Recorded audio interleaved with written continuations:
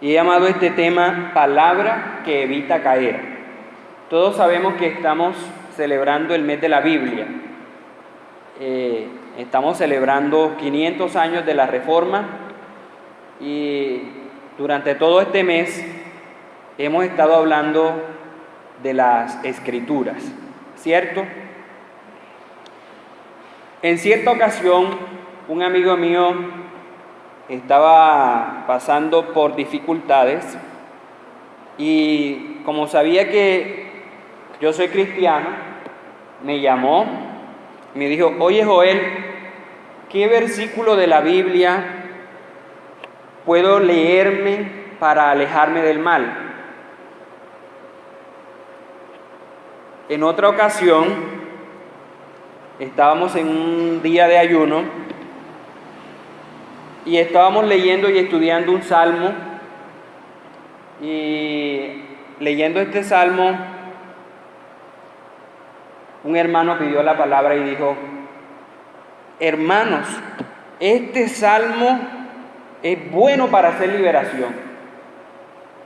Mire, hermano, uno lee este salmo y el diablo le tiene miedo. Mi respuesta a ambas personas, tanto a aquel amigo mío como a este hermano, fue: el diablo no le teme a la palabra leída, sino a la palabra vivida. Amén.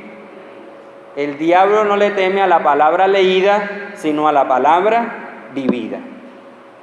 Tanto cristianos como no cristianos hemos caído en el error de querer hacer de la Biblia un amuleto de suerte, un talismán, algo con lo que podamos alejar el mal, ¿cierto? Algo con lo que hemos querido hacer una fórmula mágica. Pero no se trata de qué tantos capítulos de la Biblia podamos leer diariamente, ni de cuántos podamos recitar de memoria, sino de cuánto de eso que leemos y sabemos de memoria estamos aplicando en nuestra vida diaria. Cuando uno conoce y obedece las Escrituras, está preparado para enfrentar al mundo y las tentaciones que día tras día se nos presentan. Hoy vamos a leer un texto que está en el Evangelio según San Lucas, capítulo 4, del 1 al 13. Si usted tiene su Biblia allí, puede buscarlo. San Lucas, capítulo 4, versículo 1 al 13. En ese texto vamos a encontrar a Jesús, el Hijo de Dios, aquel que tomó la forma de hombre y que vivió entre los humanos, que se hizo igual a nosotros y que experimentó sensaciones, emociones e incluso tentaciones iguales que las de nosotros. El libro de Hebreos dice que Jesús fue tentado en todo, ¿cierto? Pero que no pecó.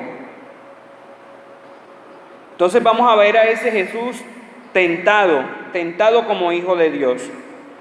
Pero además el texto nos va a mostrar la forma en que Jesús fue tentado y la forma en que pudo enfrentar los ataques de Satanás.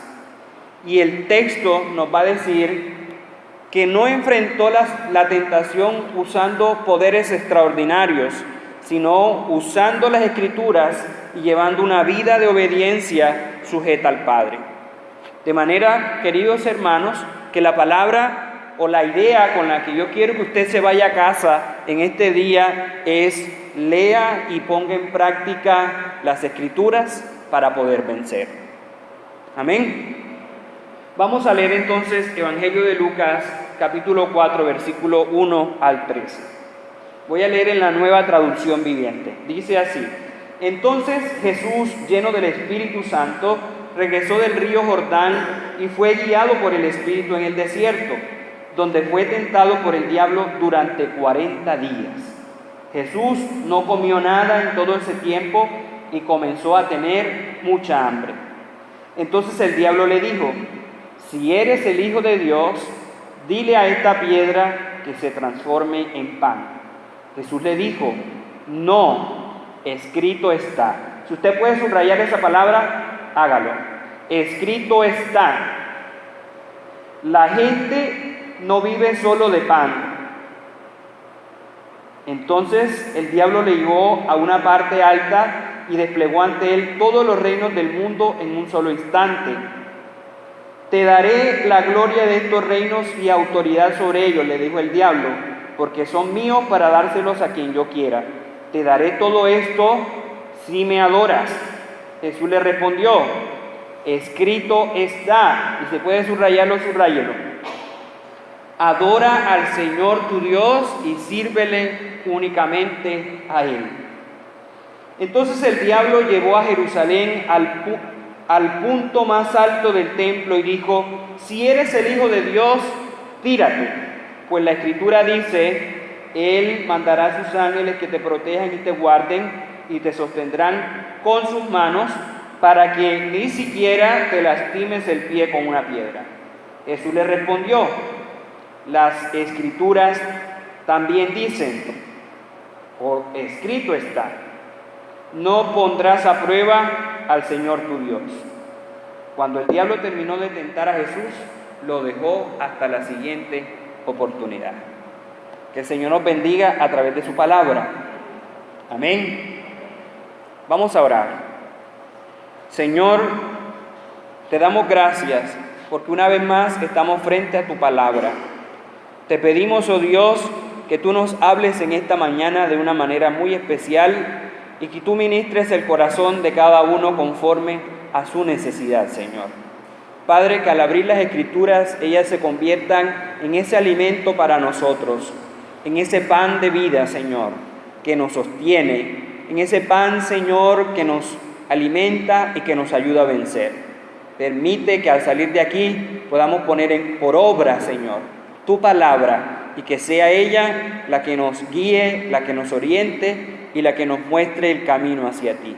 Te lo pedimos, Señor, en el nombre de Jesús. Amén y amén. Quiero proponerles en esta mañana entonces que estudiemos el texto a partir de las 3 tentaciones y de las 3 respuestas que dio Jesús a cada una de las tentaciones. Amén. Entonces, primera tentación, piedras en pan. Piedras en pan. Las vamos a encontrar desde el versículo 1 al versículo 4. Estos versículos nos muestran que Jesús había estado ayunando por ¿cuántos días? 40 días. Y que al pasar esos días tuvo ¿qué? Hambre. Imagínense, soy yo que a veces vengo al día de ayuno y a las 11 ya tengo hambre. Ahora, ¿qué tal Jesús ayunando? 40 días. El diablo aprovecha la coyuntura de la necesidad que tenía Jesús para hacerle una propuesta y quiere tentar a Jesús a partir de su identidad. Y le dice, si eres el Hijo de Dios, dile a estas piedras que se conviertan en pan. Imagine por un momento la situación. 40 días ayunando, con hambre. Estaba donde Jesús, la tienda del Parry no quedaba por ahí cerquita, ¿cierto? Para ir a comprar comida, ni nada de eso. No tenía ningún lugar cerca, ningún restaurante donde comer, sino que estaba en el desierto. Y el desierto está lleno ¿de qué? De arena y de piedras grandes. Entonces imagínese usted la tentación que le pone Satanás al Señor. Si eres el Hijo de Dios, dile a las piedras que se conviertan en pan. Una piedra de esta bien morrocotuda, con esa hambre, un pan bien grandote, ¿verdad? Imagine la situación. Las piedras eran grandes y convertirlas en pan sonaba atractivo. Aparentemente no hay nada de malo en esta propuesta, pero en el fondo había algo más. El diablo quería que Jesús usara su poder para satisfacer una necesidad personal. Ceder ante la propuesta significaba buscar un beneficio propio usando medios no aprobados por Dios. Esto implicaría más adelante también que Jesús aceptara la propuesta que le hicieron cuando estaba en la cruz. Si eres el Hijo de Dios, ¿qué le decían? Bájate. Jesús pudo haberlo hecho, bajarse de la cruz, pero ese no era el propósito. El diablo le estaba proponiendo a Jesús: satisface tus necesidades usando tu poder para beneficio personal. Usar el poder para el propio bien. Jesús responde a esta tentación usando ¿qué? La palabra. No solo de pan vivirá el hombre, sino de toda palabra que sale de la boca de Dios. Las palabras de Dios eran la fuente que alimentaba todo el ser y el existir de Jesús. En pocas palabras, Jesús quiso comunicar que su alimento era hacer la voluntad del Padre y darle gloria a Él.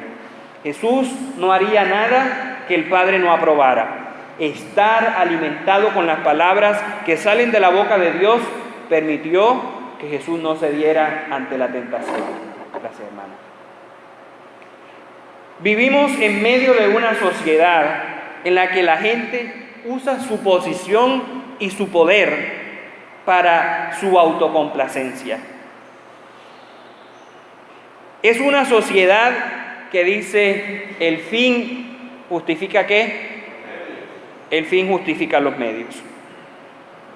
Son personas que, aunque saben que los medios que usa para la satisfacción de sus necesidades no son los adecuados, lo único que les importa es lograr suplir su necesidad. ¿Cuántas veces, por ejemplo, hemos apoyado la corrupción con el fin de obtener un trabajo? ¿Cuántas veces, por ejemplo, hemos permitido que otro salga perjudicado con tal de que nosotros obtengamos un beneficio? Muchos dicen: yo sé que esto no se debe hacer, yo sé que esto es ilegal, yo sé que esto es malo, pero toca. Pero la invitación de Jesús es a fijarnos en aquello que es alimento verdadero y a no negociar nuestros principios, a no dejar persuadirnos para convertir las piedras en pan, sino a confiar en el alimento que el Padre nos ha provisto. Es necesario nutrirse de la palabra. Amén. Solo quien está nutrido de la palabra podrá enfrentar la tentación. Solo quien sabe que el mejor alimento es hacer la voluntad de Dios podrá decir no, aun cuando tenga necesidades latentes en su vida. Amén. La palabra nos da el sustento y nos da la fortaleza para decir no. Amén. La segunda tentación, versículos 5 al 8. Reinos del mundo. La primera, piedras en pan. La segunda, reinos del mundo. En esta segunda ocasión, el diablo trató de tentar a Jesús haciéndole una propuesta un tanto diferente. Lo llevó a un lugar alto y le mostró todos los reinos del mundo. Luego le dice: te daré todo esto si postrado, ¿qué? Me adorares. Oiga bien, te daré si me das adoración. Nuevamente Jesús responde con las Escrituras: escrito está, al Señor tu Dios adorarás y solo a Él servirás. El conocer y obedecer las Escrituras le había permitido saber a Jesús que el único digno de gloria y de adoración es ¿quién? Dios. Satanás estaba ofreciéndole a Jesús algo que ya él tenía, ¿cierto?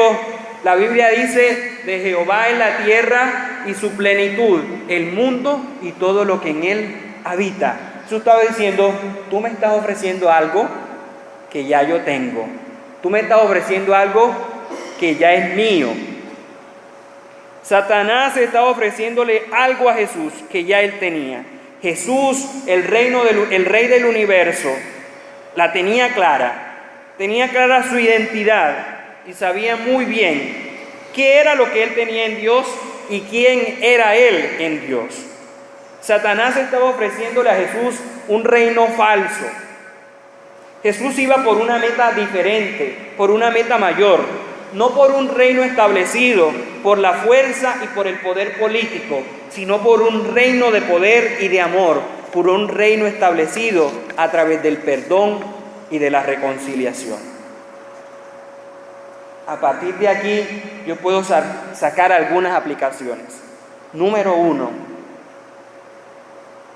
no debemos cambiar la gloria de Dios al dejarnos deslumbrar o encantar por la gloria de los reinos observados desde los lugares altos. A veces nuestra posición de liderazgo nos lleva a suponer que estamos al mando. Cuando el liderazgo se nos convierte en un deseo por mandar, por ser elogiados, por ser aplaudidos, estamos arrodillándonos delante de ¿quién? ¿De Dios o de Satanás? De Satanás. Debemos recordar que en el reino de Dios es más grande el que sirve y no el que quiere ser servido. Un lugar alto no solo puede ser mi posición o mis cargos, sino también mi propio yo.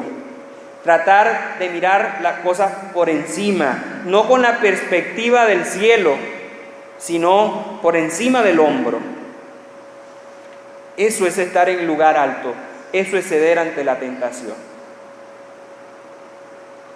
Segundo, Satanás juega a si me das, yo te doy. Si me adoras, te daré. Vivimos en una sociedad que ha querido seguir ese modelo. E incluso la iglesia ha cedido ante esa tentación. Si me das, te doy. No solo con el dinero, sino también en la forma que adoramos. A veces cantamos, ayunamos, oramos, diezmamos y vamos a la iglesia para que Dios nos dé. ¿Cuántos lo hemos hecho? En el reino la situación es a la inversa. Usted no ora, usted no canta, usted no viene a la iglesia, usted no ofrenda para que Dios le dé.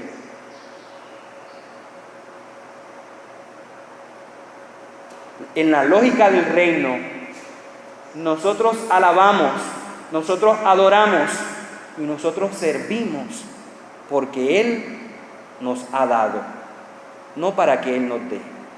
Amén. Y a veces nosotros cantamos, cuando el pueblo alaba a Dios suceden cosas maravillosas. Hay libertad, sanidad, liberación. Nosotros creemos que las cosas suceden porque el pueblo está alabando. Y los salmos nos indican que el pueblo alaba porque el Señor ha hecho. Amén. Amén. Nosotros hemos querido torcer el brazo a Dios y con Dios no podemos negociar. Amén. Con Dios no funciona si me das te doy.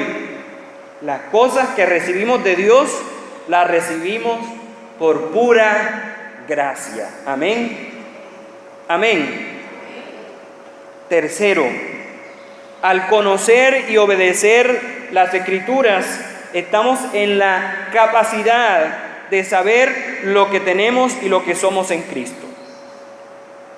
En la carta de Pablo a los Efesios,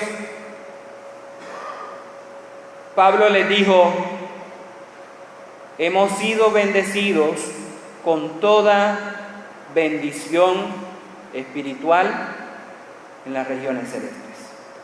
Amén. Entonces, ¿usted qué es, hermano, de acuerdo a eso? ¿Un qué? Un bendecido. Amén. Usted tiene todo tipo de bendiciones. Cuando usted conoce la palabra, usted sabe lo que tiene y usted sabe lo que es. No tiene por qué salir a otro lado a buscar otras cosas.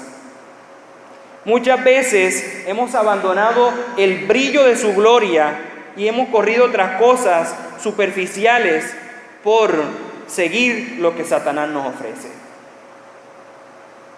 ¿Cuántas veces hemos dejado lo que tenemos aquí en casa para buscar cosas que están afuera? Ignoramos lo que Cristo nos ha dado y queremos salir corriendo tras el brillo que se desvanece. Cuando nos sintamos tentados por el brillo que se observa desde el lugar alto, por aquello que es añadidura, recordemos a Juan el Bautista cuando dijo: es necesario que yo mengüe para que Él... Yo no necesito que Dios me dé, yo necesito que Dios me quite. Que quite más de mi humanidad, de mi carne, y que ponga de su espíritu en mí. Amén. Tercera tentación: tírate. Versículo 9 al 12. El diablo tentó a Jesús para que usara su poder, para que demostrara su propio prestigio. Para ello lo lleva al pináculo del templo. ¿Qué es el pináculo del templo? Era el punto más alto del templo. El templo estaba ubicado sobre un monte. Fue el templo que construyó Herodes. Estaba ubicado sobre un monte. Y el punto más alto del templo era el pináculo de la construcción. De allí hacia abajo habían alrededor de unos 150 metros de altura. Entre los judíos había una creencia, y era que el Mesías, el Rey prometido, aparecería sobre el pináculo del templo, y desde allí se iba a tirar y no sufriría ningún daño, y sería aclamado por el pueblo. A partir de allí, Satanás también usa las Escrituras. Él se las sabe, pero las tuerce a su acomodo. Y le cita el Salmo 91. Le dice: tírate, porque a sus ángeles, ¿qué? Mandará acerca de ti, que te guarden y te sostendrán en las manos para que no tropieces con tu pie en piedra. Satanás usó las Escrituras, pero las acomodó. Pero Jesús, que sí conocía las Escrituras y sí las sabía aplicar, dijo: es que la palabra también dice: no tentarás al Señor tu Dios.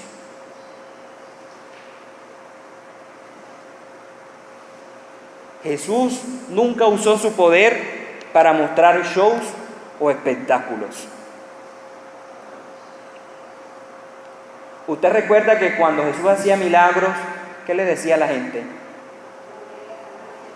Vete y no se lo digas a nadie. Jesús sabía que los milagros que hacía no era para obtener prestigio o para hacer propaganda, sino para aliviar, ayudar y traer esperanza a la gente. Él sabía cuál era su misión y estaba dispuesto a honrar y glorificar a Dios con su vida. No estaba dispuesto a hacer que la gente creyera en Él por su fama o prestigio, sino por la obra que Él haría en la cruz. La exhibición de Jesús No sería tirándose desde el pináculo. La exhibición de Jesús sería clavado en una cruz. Jesucristo no vino para impresionar personas, sino para transformar corazones. En ocasiones hemos querido hacer de la fe un show más, un espectáculo más. Es más atrayente decirle a la gente, ven y corre por tu milagro, que decirle a la gente, ven que Jesús quiere perdonar tus pecados.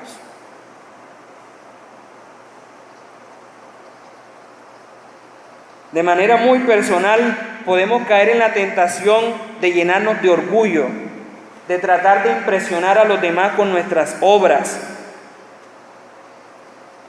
de decretar a las personas con lo que hacemos. Aquí entran los orgullos ministeriales y hasta los orgullos denominacionales. ¿Cuántas veces hemos hecho las cosas tratando de deslumbrar a la gente e incluso al mismo Dios? Queremos hacer cosas para que nos vean. Dios no está interesado en personas que puedan hacerle publicidad, sino en corazones en los que Él pueda glorificarse. Solo alguien que se consagra a Él, que lee y obedece las Escrituras, podrá resistir los engaños del maligno. Cuando éste quiera presentar lo malo como bueno. Cuando éste disfrace la mentira con la verdad. Eso estaba haciendo Satanás, disfrazando la palabra, usando la palabra para engañar. Solo cuando uno se consagra y se dedica a obedecer las Escrituras, podrá dar respuesta oportuna a la tentación del prestigio sin Dios.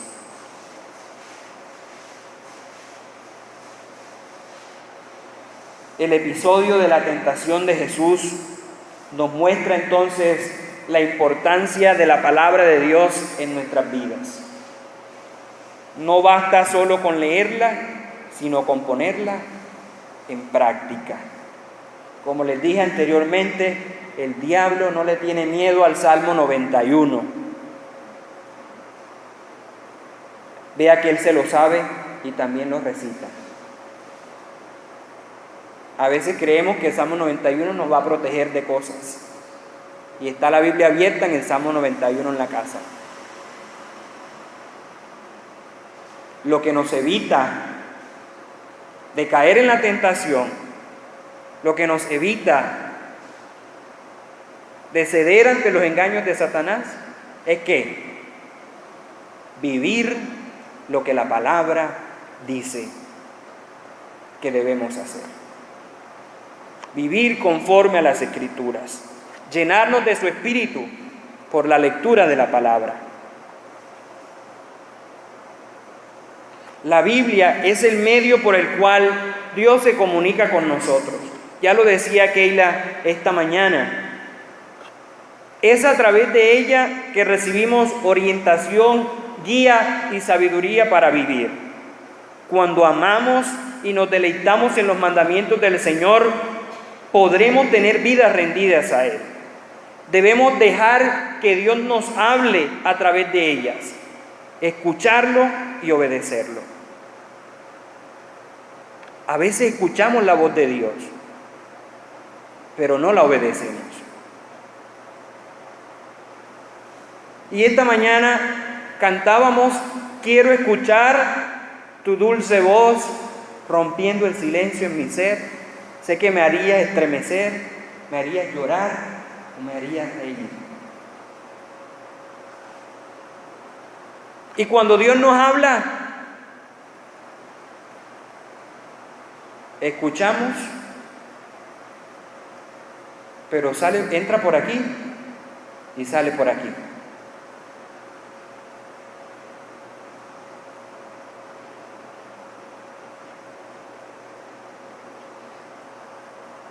Segunda de Timoteo 3:16 nos dice que toda la Escritura es ¿qué? Es inspirada por Dios. ¿Y qué es qué? Útil para enseñar, para redarguir, para corregir y para instruir en justicia. ¿A fin de qué? Te la voy a leer en esta versión. Segunda de Timoteo 3:16 al 17. Toda la Escritura es inspirada por Dios y útil para enseñarnos lo que es verdad y para hacernos ver lo que está mal en nuestras vidas. Nos corrige cuando estamos equivocados y nos enseña a hacer lo correcto.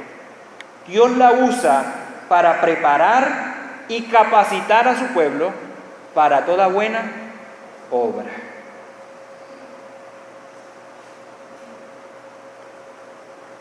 ¿Cuál es nuestro recurso ante la tentación? La palabra. La palabra no solo memorizada, no solo leída, sino la palabra vivida. La palabra que se hace vida en el corazón y en la vida del hombre. Finalmente, quiero darle unos consejos acerca de cómo no acercarse a las Escrituras y de cómo acercarse a ellas. Estos consejos los recibí en cierta ocasión de un pastor, amigo mío, y hoy quiero compartirlo con ustedes. Y nos decía, no te acerques a la Escritura primero para encontrar los errores de otro. A veces cuando estamos frente a la Biblia y estamos escuchando el mensaje, estamos allá sentados y decimos, si fulanito estuviera aquí.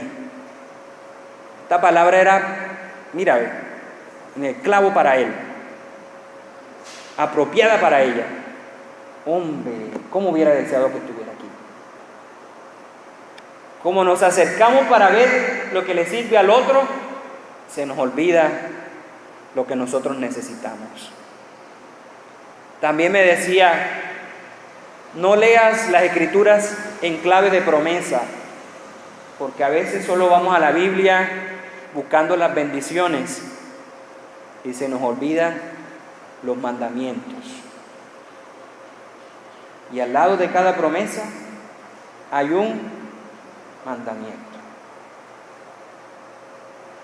¿Cuáles son los versículos que tenemos subrayados en la Biblia? Las promesas. ¿Cuántos tenemos subrayado en la Biblia? No mentirás, que es una de las cosas que más a diario hacemos.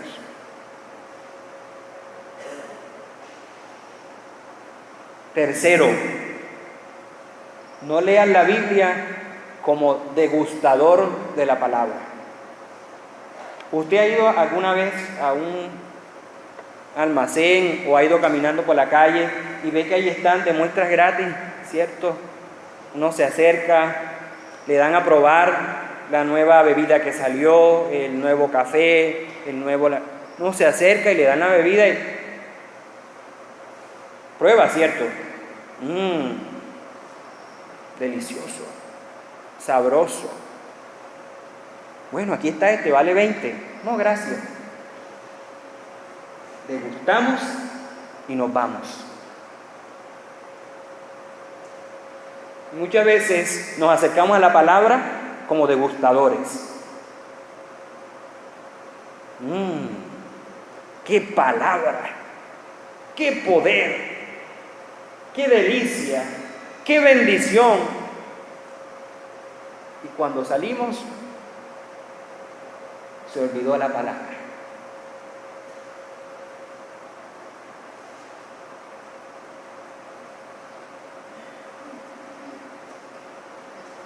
¿Cómo leerla? Número 1, en clave existencial. ¿Qué quiere decir eso?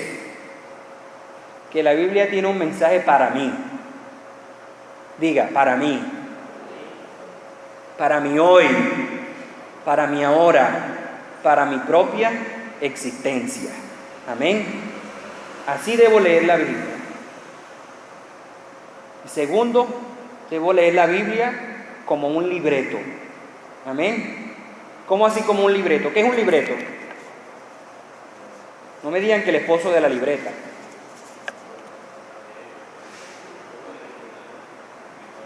En una obra de teatro, ¿cuántos han hecho obras de teatro? Una obra de teatro, un libreto que tiene los diálogos, los personajes, y dice cómo debe actuar la persona, ¿verdad? Y dentro de paréntesis encontramos que dice, va entrando fulano, se le acerca a fulana y le da un abrazo y luego le dice, ta, ta, ta, ta. La Biblia es el libreto del cristiano. Nos dice cómo debemos actuar. Amén. Nos dice cómo debemos actuar.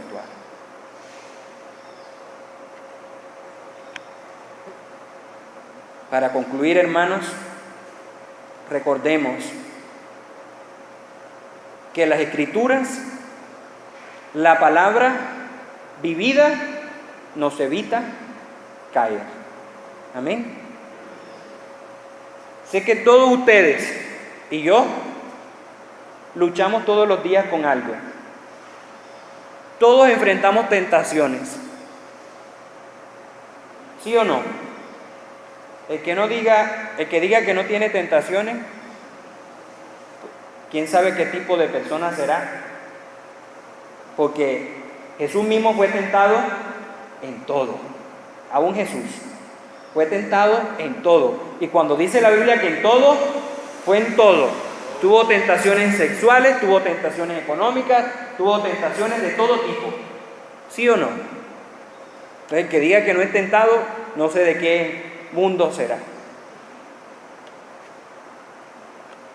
Ser tentado no es pecado. Pecado es ceder ante la tentación. Alguien en cierta ocasión dijo, no puedo evitar que los pájaros vuelen encima de mi cabeza, pero sí puedo evitar que hagan nido en ella. La tentación son esos pájaros que están volando. Se convierte en pecado cuando hacen nido. Entonces, Betania, todos somos tentados, todos tenemos luchas diarias, algunos luchamos más fuertemente que otros. Yo tengo luchas todos los días luchamos con algo, en la mente, en el corazón. Todos los días nos están ofreciendo convertir las piedras en pan. Todos los días nos están ofreciendo los reinos del mundo. Todos los días nos están ofreciendo tirarnos. Todos los días, de una u otra manera. Pero Iglesia Betania, la manera en que podemos resistir estas tentaciones es escuchando y obedeciendo la voz de Dios. No que nos convirtamos en expertos en homilética, exegética, hermenéutica y todo lo que termine en ética. Que podamos ser sensibles a su voz y que podamos obedecerla. Amén.